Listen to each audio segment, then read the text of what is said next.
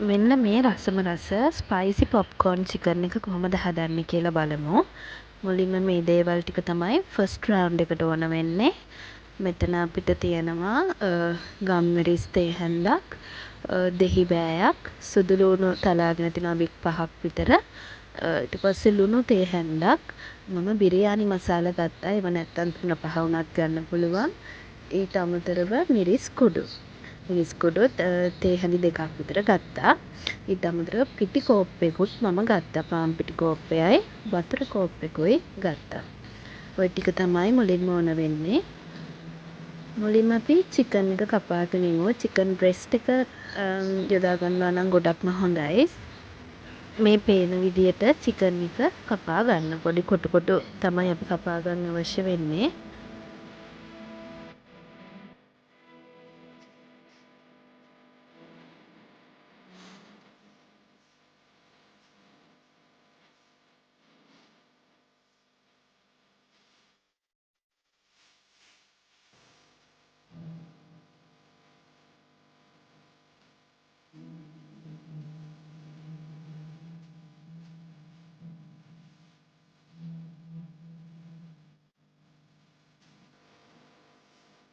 ඔන්න ඔය විදියට කොටු කොටු චිකන් ටික කපා ගන්න.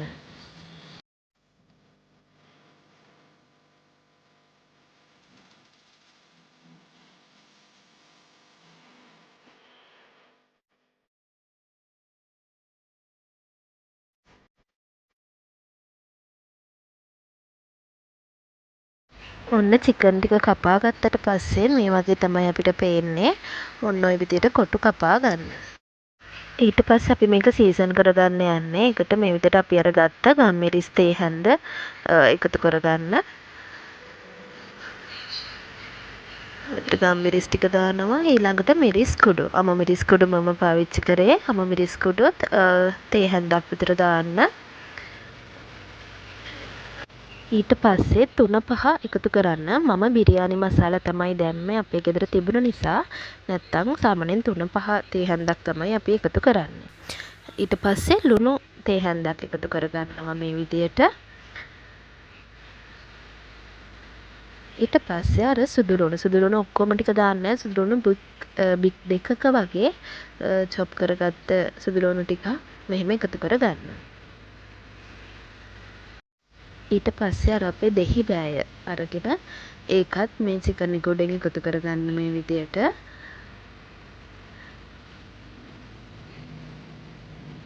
ඊට පස්සේ ඒ ටික හොඳට මික්ස් කරගන්න. මේ විදියට අපි සීසනින් ටික හොඳට චිකන් වල ගෑවෙන විදියට මේක හොඳට මික්ස් කරගන්නවා. මික්ස් කරලා ඔයාලා සාමාන්‍යයෙන් විනාඩි 10ක් විතර මේක තිබ්බොත් තවත් හොඳයි. අර ලුණු චිකන් එක ඇතුළට උරා ගන්න අවශ්‍ය නිසා.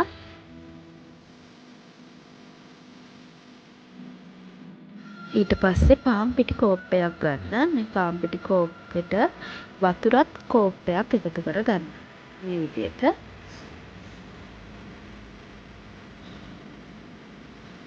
වතුර ටික දාලා ඊට පස්සේ ඒකටත් මිරිස් කුඩු අපි එකතු කරනවා තේ හැඳි භාගයක් විතර.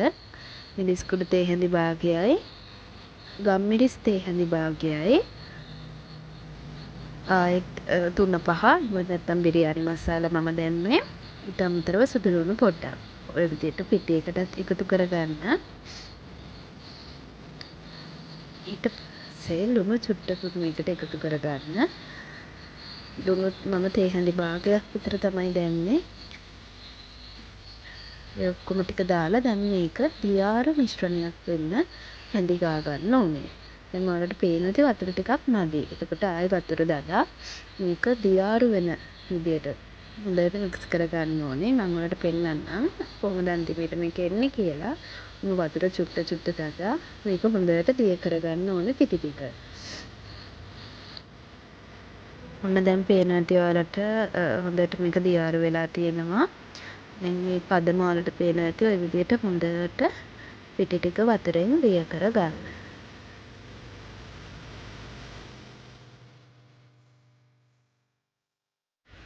ඊට පස්සේ අපි ඒ දිය කරගත්ත පිටි මිශ්‍රණයට අපි කලින් සීසන් වෙන්න තිබ්බ චිකන් ටික එකතු කරගන්න ඕනේ. මේ මිශ්‍රණයට මේ තියෙන අපි ඉස්සෙල්ලා සීසන් වෙන්න තිබ්බ චිකන් ඒ ටික දැන් එකතු කර ගන්නවා. ඊට පස්සේ හොඳට චිකන් වල පිටි තැවරෙන විදියට මේ ටික හොඳට කවලම් කර ගන්නවා.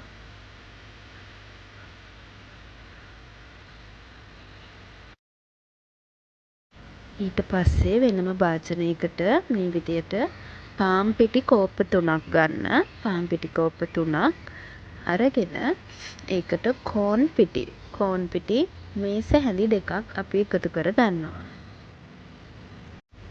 ඊට පස්සේ පිටි එකත් එක්ක ඒ ටික හොඳට මික්ස් කර ගන්නවා. පිටි කෝන් පිටි එකයි හොඳට මික්ස් කරගන්න.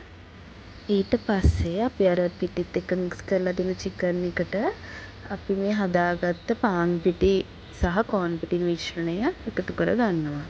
අර අපි බැටර් කරලා දෙන චිකන් භාජනයටම මේ විදිහට පිටි ටික එකතු කර ගන්නවා.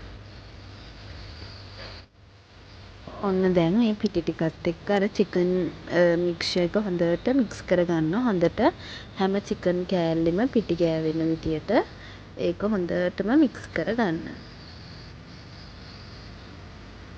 ඔය විදියට පිටි දැන් මොනම පිටි තැවරුණාම ලේසි අර බැටර් එක අතේ ගෑවෙන්නේ කරන්නේ නැහැ.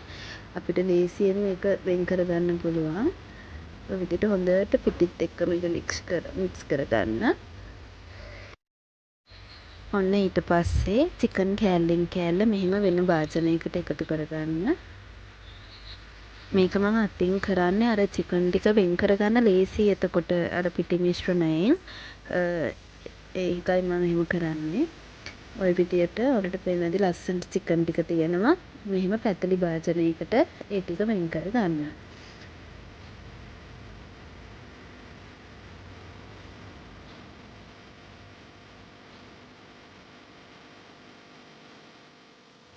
ඔය විදිහට තමයි චිකන් ටික එහෙම හොරගත්තම එන්නේ. ඊට පස්සේ ඒක උඩින් කෝන් ෆ්ලා ටිකක් අරගෙන මෙහෙම ඉහින්න. ඔය විදිහට චිකන් ටික උඩින් කෝන් ෆ්ලා ටිකක් ආයේ ඉහින්න.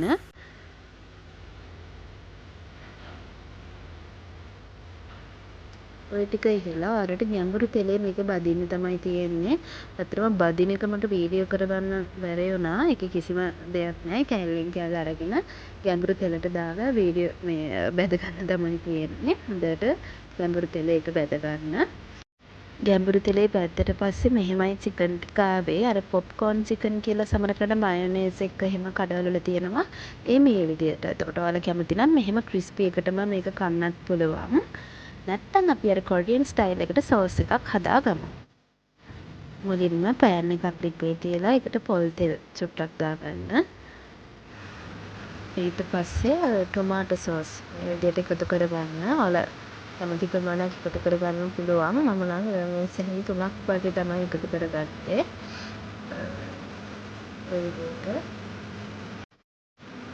ඊට පස්සේ මම අමු මිරිස් කුඩු තේ හැලි 2ක් එකතු කරනවා. සාමාන්‍යයෙන් කොරියන් අය නම් මේ අමු මිරිස් කුඩු නෙමෙයි ඒගොල්ලෝගේ පේස්ට් එකක් තියෙනවා. වක්කඩ මිරිස් පේස්ට් එකක්.